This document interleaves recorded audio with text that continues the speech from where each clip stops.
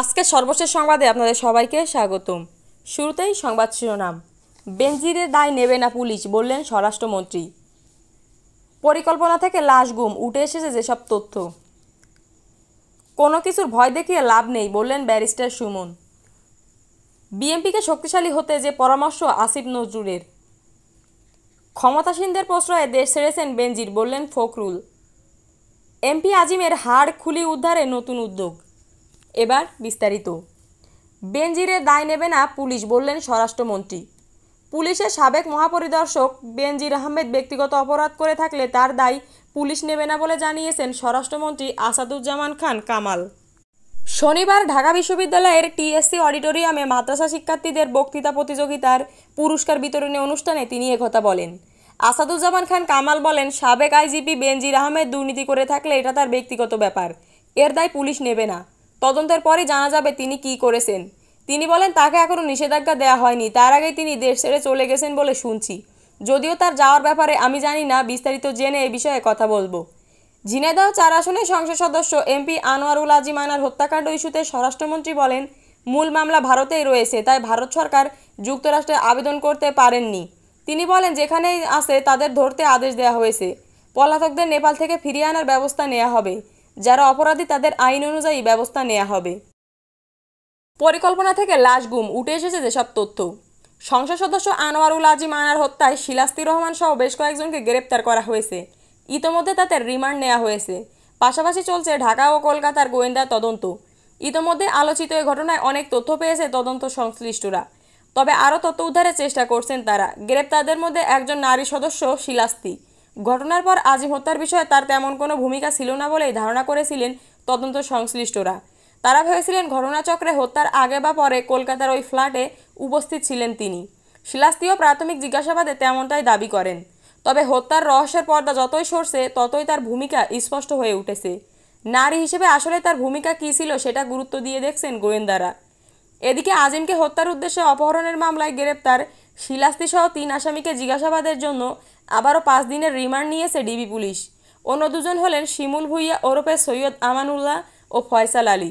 শুক্রবার 8 দিনের রিমান্ড শেষে আসামিদের ঢাকার চিফ মেট্রোপলিটন ম্যাজিস্ট্রেট আদালতে হাজির করে রাষ্ট্রপক্ষ রিমান্ডের দাবি জানায়। তবে আসামিপক্ষের কোনো আইনজীবী ছিলেন না।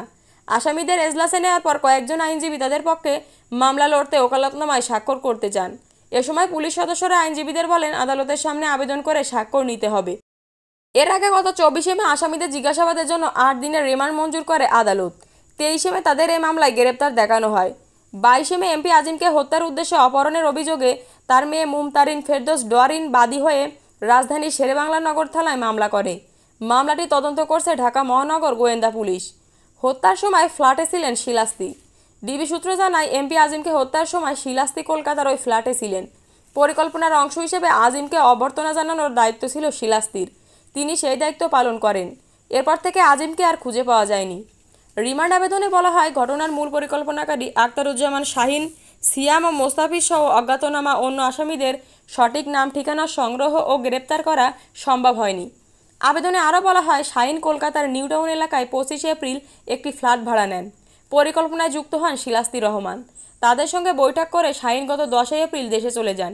পরবর্তী সময়ে শিমুল ও শাহিনের নির্দেশে অন্য আসামিরা ভুক্তভোগীকে কৌশলে ব্যবসার কথা বলে কলকাতার ওই ফ্ল্যাটে নিয়ে যান। পূর্ব পরিকল্পনা অনুযায়ী শিমুল ভুইয়া অন্য আসামিদের সহায়তায় আজিমকে হত্যা করেন। হত্যার পর হাড় মাংস আলাদা করা হয়। মাংসের ছোট ছোট টুকরো করে ফ্ল্যাটের টয়লেটের কোমোডে ফেলে ফ্লাশ করা হয়। এছাড়া হাড় সহ শরীরের অন্যান্য অংশ ট্রলি ব্যাগে করে কলকাতার নিউ টাউন থেকে দূরে একটি খালে ফেলে দেওয়া হয়। হত্যা ও হাড় মাংস আলাদা করায় ফয়সাল, মোস্তাফিজ ও জিহাদ সরাসরি জড়িত।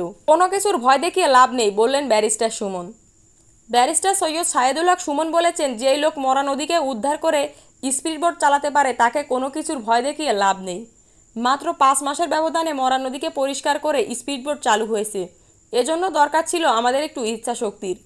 শনিবার সন্ধ্যায় চুনারঘাটের পুরাতন খোয়াই নদী পরিষ্কার শেষে আনুষ্ঠানিকভাবে লেকের কার্যক্রম উদ্বোধনী অনুষ্ঠানে তিনি একথা বলেন।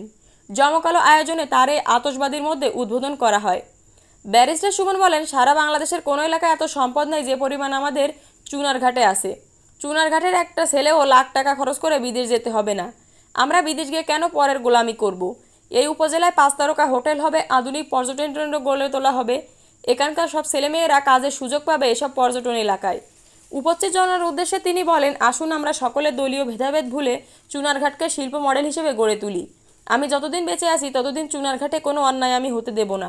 আগামী 5 বছর আমার প্রধানমন্ত্রীর কাছে সোনার বাংলা গড়ার একটি ধারণা তুলে ধরব।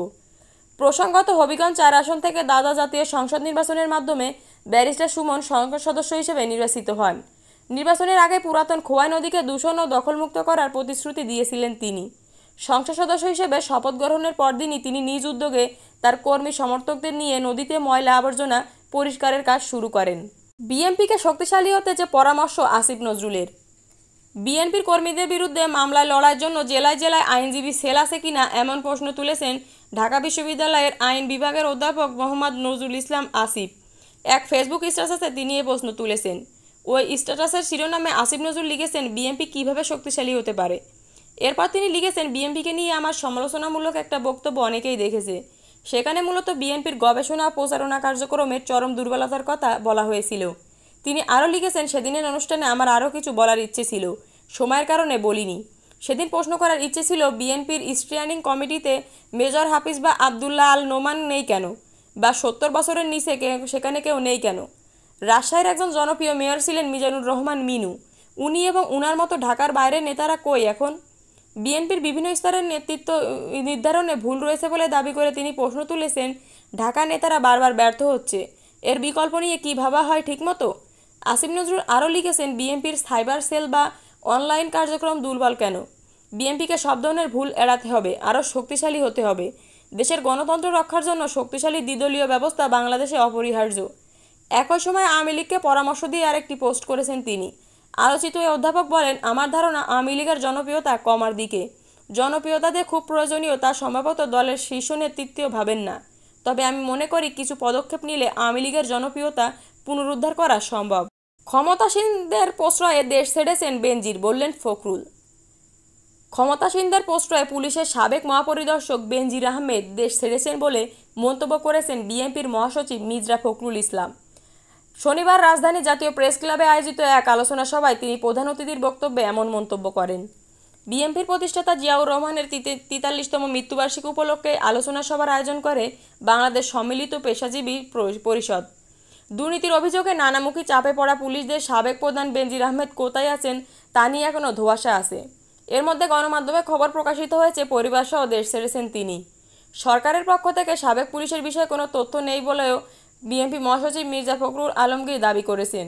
বেনজির আহমেদ দেশ ছেড়েছেন আর ক্ষমতাসীনদের প্রশ্রয়ে তিনি দেশ ছেড়েছেন।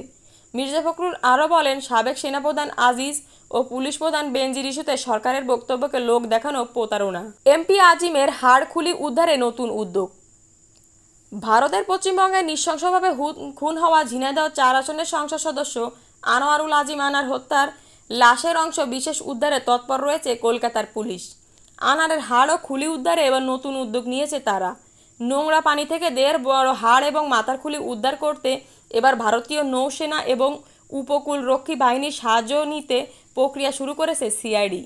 রোববার আনন্দবাজারের খবরে বলা হয়, ওই খুনের ঘটনায় আটক জিয়াদ হাওলাদারের দাবি ছিল আজিমের দেহের হাড় এবং মাথার অংশ টুকরো টুকরো করে ভাঙড়ের পোলেরহাট থানা এলাকায় কৃষ্ণমাটি এলাকায় বাগজোলা খালে ফেলা হয়েছে। সেখানে গত 7 দিন ধরে বিপর্যয় মোকাবেলা বাহিনী ডুবুরি নামিয়ে তল্লাশি চালিয়ে কিচ্ছু পাওয়া যায়নি। খালের পানি নোংরা, ঘোলা এবং মাটি ভর্তি। উন্নতর প্রযুক্তি ব্যবহার করলে ওই হাড় বা মাথার খুলি উদ্ধার করা হতে পারে বলে মন্তব্য করেছেন সিআইডি কর্মকর্তারা। সিআইডির এক কর্তা জানান, ওই উন্নতর প্রযুক্তি রয়েছে নৌসেনা এবং উপকূল বাহিনীর কাছে। তাদের ডুবুরি দিয়ে তল্লাশি চালালে এমপি আনারের দেহের ওই অংশ উদ্ধার করা যেতে পারে। এটা ধরে নিয়ে তাদের সঙ্গে যোগাযোগ করার প্রক্রিয়া শুরু করেছে ভবানী ভবনের তরফে। তবে তা ফলপ্রসূ হবে কিনা তা পরবর্তী সময়ে বোঝা যাবে বলে কর্তা জানিয়েছেন।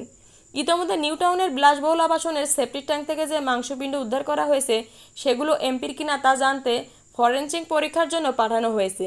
মাংসপিণ্ড উদ্ধার হলেও আজিমের দেহের হাড় কিংবা মাথার অংশ এখনও উদ্ধার করতে পারেনি সিআইডি। তদন্তকারীরা জানিয়েছেন, আগামী কয়েকদিনের মধ্যে ওই ফরেনসিক রিপোর্ট আসবে। তা পজিটিভ হলে সাংসদের মেয়ে কিংবা তার কোনো আত্মীয়র সঙ্গে ডিএনএ প্রোফাইল ম্যাচিংয়ের জন্য পাঠানো হবে ল্যাবরেটরিতে। প্রায় একই সঙ্গে হাড় এবং মাথার খুলি উদ্ধার করা গেলে তদন্তের ক্ষেত্রে সুবিধা হবে বলে দাবি করেছেন তদন্তকারীরা। আনন্দবাজার লিখেছে, এদিকে বাংলাদেশের সংবাদ মাধ্যম দাবি করা হয়েছে নেপালে আটক হয়েছে ওই খুনের মামলায় অভিযুক্ত সিয়াম হোসেন। সিআইডির তরফে এ খবরের সত্যতা অস্বীকার করা হয়নি, যদিও সিয়ামকে হাতে পেতে সব রকমের চেষ্টা চলছে বলে জানিয়েছে সিআইডি। আপনি কোন জেলা থেকে আমাদের ব্রেকিং নিউজ দেখছেন কমেন্টে জানাবেন, এবং সবার আগে সর্বশেষ আন্তর্জাতিক সংবাদ পেতে আমাদের চ্যানেলটি সাবস্ক্রাইব করে আমাদের সাথেই থাকুন। পরবর্তী ব্রেকিং নিউজের জন্য আমন্ত্রণ রইল। ধন্যবাদ।